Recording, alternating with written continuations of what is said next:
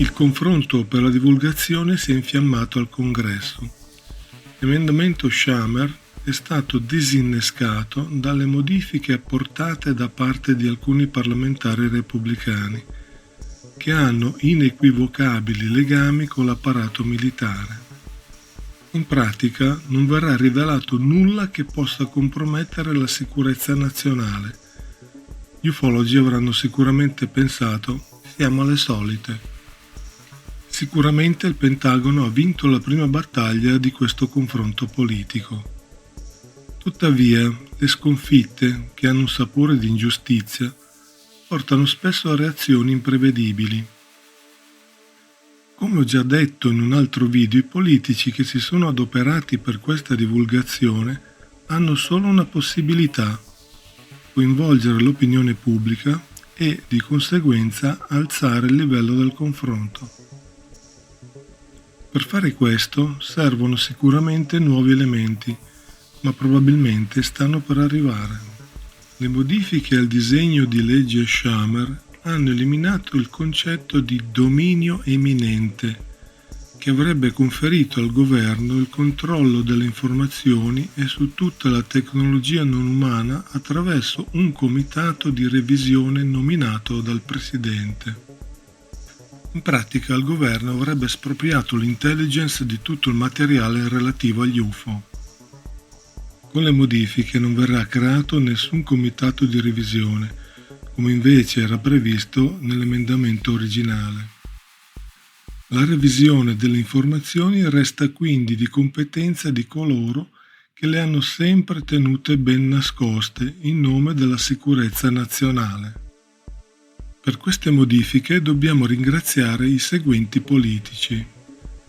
Rappresentante degli Stati Uniti Mike Turner, presidente della Commissione Intelligence della Camera.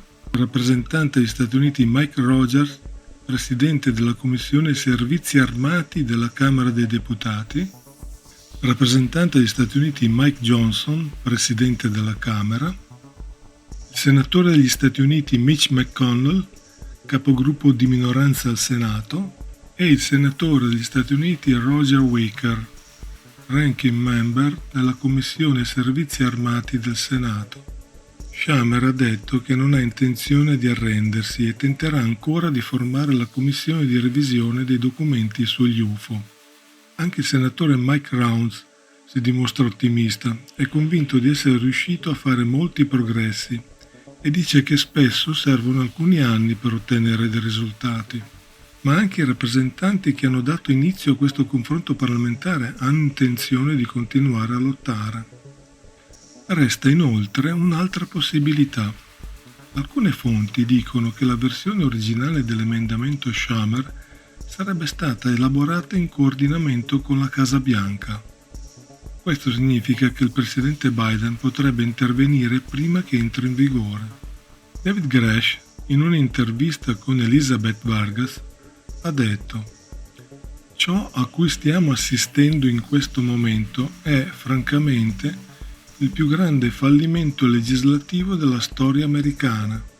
Come reazione di quanto accaduto, Grush ha detto che sta realizzando un editoriale che uscirà nelle prossime settimane con contenuti inediti relativi a quanto ha visto direttamente. Grush ha sempre parlato di eventi e informazioni ricevute da altri e questo gli ha portato numerose critiche.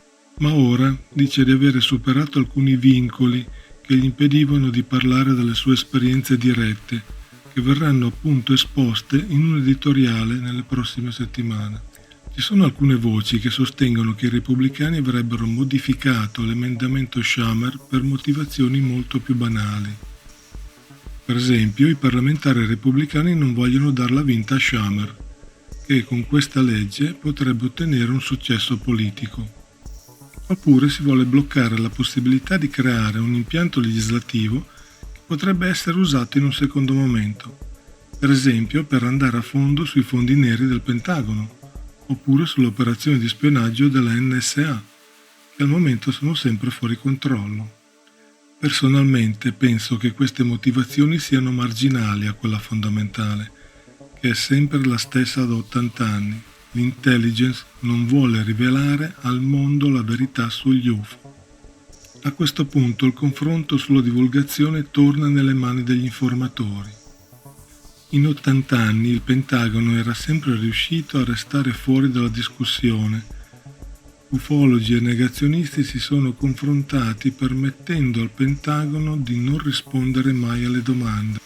Nemmeno le testimonianze degli informatori importanti come Phil Corso avevano cambiato la situazione e lo stesso Disclosure Project di Greer non aveva intaccato il muro di gomma dell'intelligence. Solo nell'ultimo anno il confronto è arrivato al Congresso e l'intelligence ha dovuto attrezzarsi per contrastare le iniziative politiche. Adesso le iniziative si stanno spostando sugli informatori mass media che sono disposti a prenderli in considerazione. Secondo me la ARO verrà ignorata dagli informatori e continuerà con i suoi rapporti di basso profilo. Considerando che l'intelligence blocca e bloccherà ogni iniziativa, alcuni ricercatori e scienziati hanno pensato di unire le forze e trovare strade alternative. È nata la Soul Foundation di Gary Nolan, con la partecipazione di Christopher Mellon, il dottor Avi Loeb, Leslie Kean, Chuck McCullough e Timothy Gaudet. Ma considerando la nostalgica fine della Tudor Star Academy, non posso dire di essere molto fiducioso. Si sta palesando in modo incredibilmente evidente quanto dicono gli ufologi da 80 anni. L'argomento UFO è di vitale importanza per l'intelligence.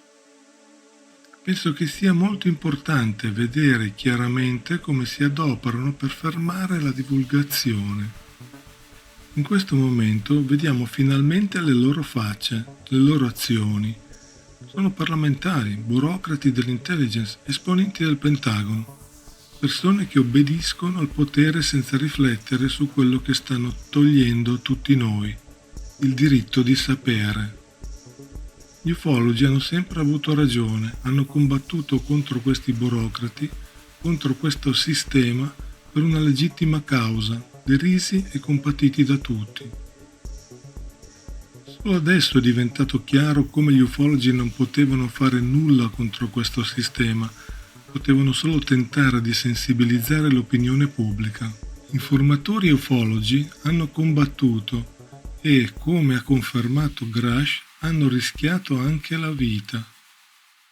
Fino ad ora avevo il dubbio che questo processo di divulgazione potesse essere orchestrato dal Pentagono o dalla CIA. Chiamiamola semplicemente intelligence, ma considerando la determinazione e l'efficacia delle loro azioni, direi che non stanno affatto progettando una divulgazione controllata. Stanno difendendo i loro segreti, bloccando le iniziative e depistando. Inoltre sarebbe davvero difficile ipotizzare la complicità di tutte queste persone in un progetto di divulgazione controllata. La situazione sembra più coerente con la presenza di due correnti all'interno dell'intelligence, una a favore ed una contro la divulgazione.